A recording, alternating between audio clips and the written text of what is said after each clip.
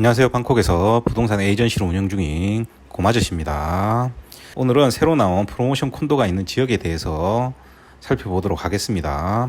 로케이션을 알아보기 전에 먼저 방콕 콘도에 투자할 때 로케이션이 가장 중요한 고려사항은 아닙니다. 사람들이 착각하는 것이 먼저 와서 보는 게 시설입니다. 한국 아파트에는 없는 시설들이 많기 때문에 시설에 먼저 눈이 가는 경우가 대부분이죠. 이것을 저는 모델하우스 효과라고 합니다. 모델하우스 화려함에 취해서 안 해도 될 투자를 하는 경우를 여러분들이 생각해 보시면 되겠습니다. 그런데 극단적인 예를 한번 들어보겠습니다. 통로의 최고급 콘도인 쿤바이유 시설을 한번 생각을 해보면 여러분들 많이 보신 분들은 없으시겠지만 이보다 레벨이 떨어지는 절반밖에 되지 않는 같은 회사의 콘도죠. XT 화이강하고 비교를 한번 해봤을 때 어느 쪽이 퍼실리티가 더 다양하고 더 실용적이고 좋을까요?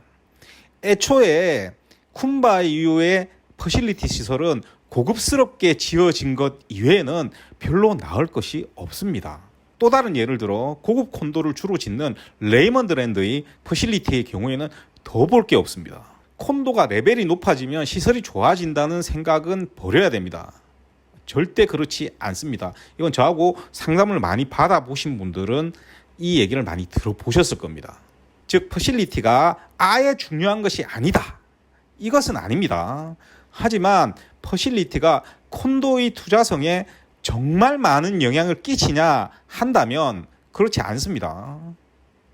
그런데 여러분들에게 가장 먼저 눈에 들어오는 것이 퍼실리티죠. 왜 그러냐면 사람들은 직관적으로 눈으로 본 것에 취하게 마련입니다. 자, 다음으로 로케이션에 대해서 한번 얘기를 해보면 로케이션이 엄청나게 좋다라고 합시다. 그런데 여러분들에게 익숙한 아속에서 동쪽으로 수쿰빗 라인이 아니라고 하면 여러분들에게 아무리 좋은 로케이션 콘도를 제공해도 여러분들에게 익숙치 않기 때문에 투자를 하기가 굉장히 힘든 게 됩니다. 극단적인 예를 하나 들어볼게요. 여러분들이 아속에서 북쪽으로 올라가서 빨랑까오까지를 가면 투자가 잘 됩니다. 그런데 예를 들어서 남쪽으로 항구간 내려와가지고 끌롱도이 쪽으로 가면요 투자가 안 됩니다. 익숙하지 않거든요. 아래쪽으로 가능한 움직이지를 않기 때문이죠. 그러니까 여러분들한테 익숙하지 않기 때문에 하기가 힘든 거죠. 그러니까 여러분들에게 로케이션이라고 하는 것은 어떤 의미에서 로케이션이라고 하는 것인지 한번 생각해 볼 필요가 있는 겁니다. 또 다른 예를 들어볼까요? 자, XT 삼형제 중에 한국 사람들한테 가장 많이 팔린 프로젝트는 어떤 프로젝트일까요? 누가 봐도 뻔하죠. 답은 여러분들이 안 찾아봐도 뻔합니다. XT의 까마이가 가장 많이 팔렸겠죠. 자, 그런데 이 세 형제 중에 퍼실리티와 콘도 구성 어느 게 제일 구릴까요? XT의 까마이가 제일 구립니다. 여기에 로케이션 말할 필요도 없습니다. 통로 10하고 에까마이 5가 만나는 여러분들 잘 아시는 동키몰 있죠. 거기 사거리에서도 한참 위로 올라가야 나오죠. 에까마이에 투자를 하실 때는요. 이 사거리 중심에서 북쪽과 동쪽으로 100m 이상 벗어나면 안 됩니다. 그런데 이 XT 에까마이가 왜 한국 사람한테 이 삼형제 중 제일 많이 팔렸을까요? 여러분들한테 익숙하니까 에까마이잖아요. 즉 로케이션 자체를 보는 게 아닙니다. 익숙하냐에 치우쳐 있는 거죠. 따라서 아무리 좋은 로케이션을 가진 콘도를 권해봐야 대부분 자기가 익숙한 지역에 가까우면 로케이션이 좋은 것으로 착각하는 경향을 가진다는 겁니다. 결국 시설과 로케이션 문제만 생각하면 얼마나 여러분들이 직관적으로만 생각하는지 알 수가 있는 거죠. 특히 해외에서는 이런 식으로 접근하면 성공하기가 힘듭니다. 왜냐하면 한국에서는 대세에 따라 올랐다가 대세에 따라 떨어지고를 반복합니다. 그런데 외국에 나오면요 그런 경우가 흔한 경우가 아닙니다. 외국에서는 특정한 프로젝트나 특정한 좁은 지역에서 왔다 갔다 거리지 예를 들어서 강남에서 오르기 시작하면 경기도 전체까지 퍼져나가고 그런 경우가 없습니다. 심지어 한국에서도 부산에 사는 사람은요, 부산에 투자를 제일 많이 하게 되고요. 그나마 들어서 익숙한 서울에는 부산 사람이 투자를 할 수 있습니다. 하지만 천안에 투자해라고 해보십시오. 잘 못합니다. 왜냐하면 익숙하지 않기 때문이거든요.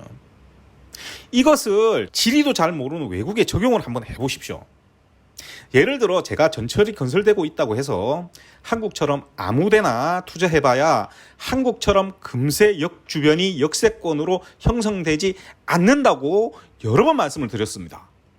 이런 특수성까지 적용을 한번 해보면 여러분들은 로케이션에 대해 절대적으로 왜곡된 시선으로 접근을 하는 경우가 많을 수밖에 없는 겁니다.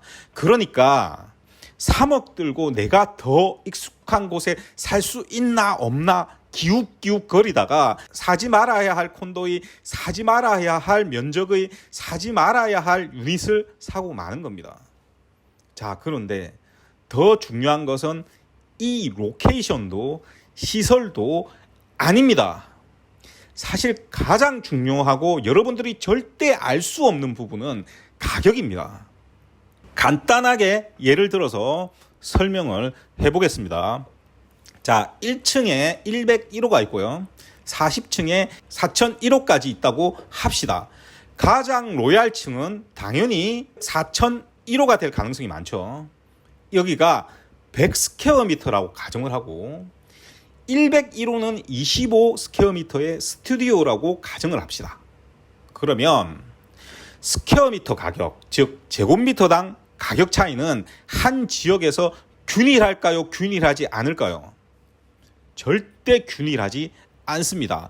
간단하게 같은 지역이라도 A 콘도 프로젝트는 불과 3만 밭에서 4만 밭 차이가 나는 경우가 있는데 반해 여기서 3만 밭에서 4만 밭 차이는요 101호에서 아까 말했던 4001호까지 있다고 가정을 했을 때 3만에서 4만 바트밖에 차이가 나지 않는 경우가 있습니다. 하지만 어떤 프로젝트는요 15만 바트에서 20만 바트 이상 차이 나는 것도 있습니다. 예를 하나 들어볼게요. 가격 체계가 개판인 회사죠.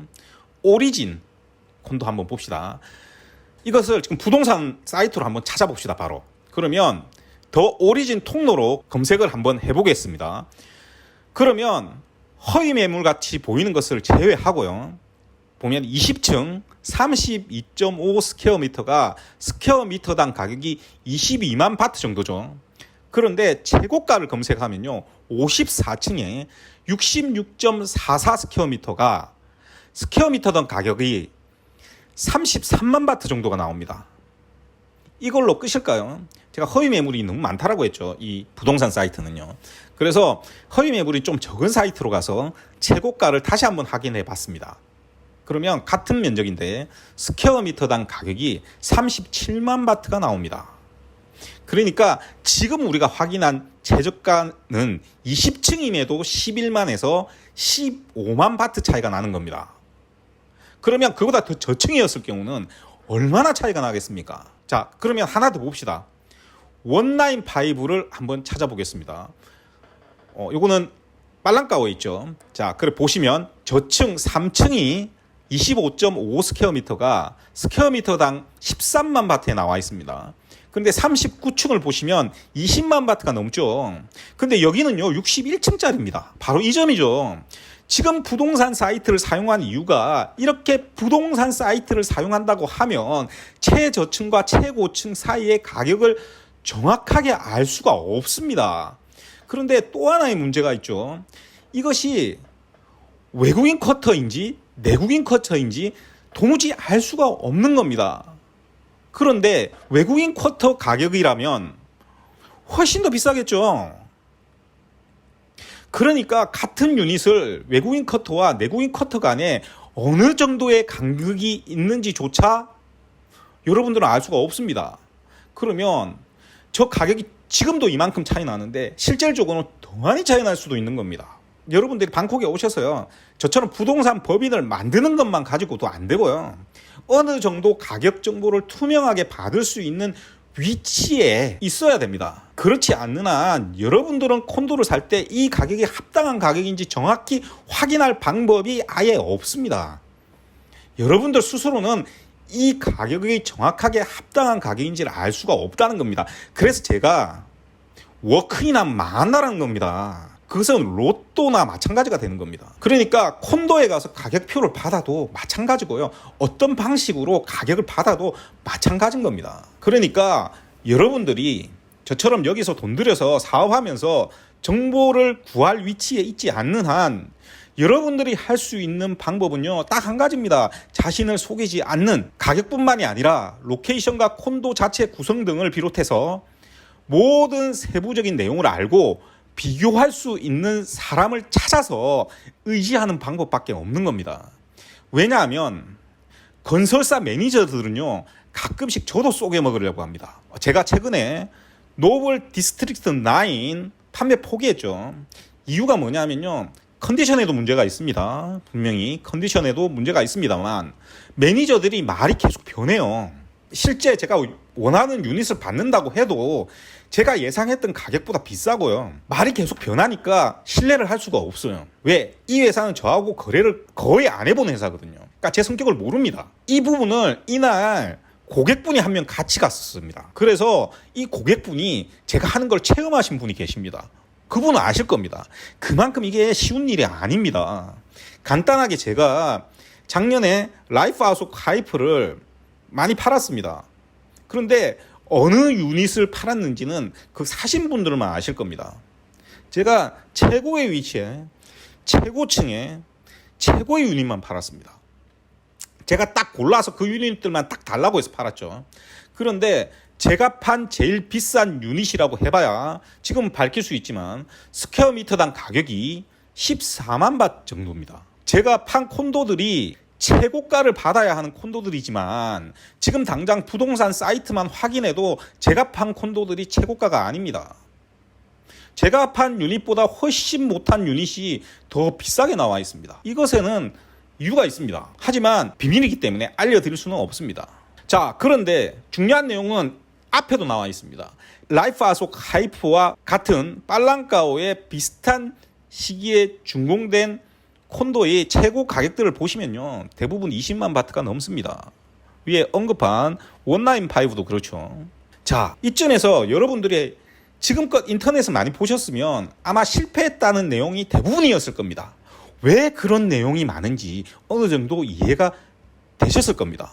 그런데 고마저씨는 방콕에서 아직은 유일무이하게 자신의 법인으로 건설사와 프로젝트마다 일일이 직접 판매 계약을 맺고 여러분들에게 콘도를 제공하는 사람이죠. 저는 건설사마다 친한 사람이 굉장히 많은 것은 차치하고서라도요, 그 건설사 사람들이 생각하기에도 저 인간은 왜 저렇게 까다롭냐고 할 정도로 아무 콘도나 판매 계약을 체결하지 않습니다. 하나라도 이상한 문제가 있거나 해결이 안 되는 정보사항이 있으면 여러분들에게 판매를 안 합니다. 즉, 제가 여러 해 일하면서 만들어 놓은 기준이 있습니다. 이 기준에서 하나라도 투명하지 않다, 그리고 그 기준을 벗어난다라고 생각하면 절대 판매를 하지 않습니다. 그래서 여러분들이 연락이 와서 나 콘도 살 건데 돈 얼마 있어, 좀 여러 개 보여주면 안 돼 하면 다른 사람 알아보라고 하는 겁니다. 시장조사를 왔는데 그러시면 시장조사 직접 하시라고 하시는 겁니다. 그리고 내가 희한한 사업을 하려고 하는데 내가 뭐 한국에서 투자 회사인데 이런 사람들 전락 오면 그냥 연락 끊어버리는 겁니다. 여러분들 잘 생각해야 됩니다. 여러분들 있죠, 뭐 준다, 뭐 콘도 사면 뭐 준다, 그 가격이 다 포함된 겁니다. 여러분들 쉽게 생각을 해서 2년 동안 7% 임대 수익금 준다라고 하면 어디에서 나올 것 같습니까? 여러분들 분양가에 있는 겁니다. 자, 그런데 제가 하는 식으로 모든 부분을 검토해서 분류를 하면 금액대별로 팔 수 있는 콘도는 아무리 방콕이 넓어도요, 없거나 많아야 두세 개입니다. 그 상황에서도 또 중요한 것이 개인의 니즈가 또 있죠. 그 사시는 분 개인의 니즈에 대한 부분이 또 있습니다. 간단한 예를 들어서 직접 오가며 쓰길 원하는 분이 있을 수 있고요, 한국에 계셔서 그냥 임대를 놓을 분이 있을 수 있죠. 그러면 이 두세 개가 있다라고 하더라도 선택의 폭이 달라지기 때문에 다시 더 좁아지는 겁니다. 여기에서 직접 오가며 쓰길 원한다고 했다라고 하더라도 이미 완성된 콘도가 있을 수 있고요. 이제 론칭된 콘도라면 3년을 또 기다려야 되겠죠. 또 1년 정도 공사가 들어간 콘도도 있을 수 있을 겁니다. 이러면 당장 들어가는 자금의 크기도 달라지게 됩니다. 그래서 제가 상담을 자주 하라고 하는 겁니다. 그래야 이 부분뿐만이 아니라 여러분도 저를 인간적으로나마 파악을 할 것 아닙니까? 문제는 콘도 전체에 또 아무 유닛이나 사면 안 되겠죠. 그러니까 프로젝트가 아무리 괜찮아도 해당 유닛이 없으면 살 수도 없는 겁니다. 따라서 이 모든 것을 고려했을 때 살 수 있는 프로젝트가 하나라도 있으면 다행인 게 되는 겁니다. 그러니 어쩔 때는 제가 몇 개월 동안 팔 게 없어서 못 파는 상황이 생기는 겁니다. 그래서 이게 와서 구경하고 건설사 판매팀 직원들 과대 광고 듣고 그래서 사서 되는 게 아닌 겁니다. 따라서 제가 과거에 이런 얘기를 한 적이 있습니다. 방콕에 콘도를 사시려면 아직은 제가 이렇게 일을 하는 유일한 사람이기 때문에 저한테 의뢰해서 사시거나 아니면 그냥 하지 마세요 라고 하는 겁니다.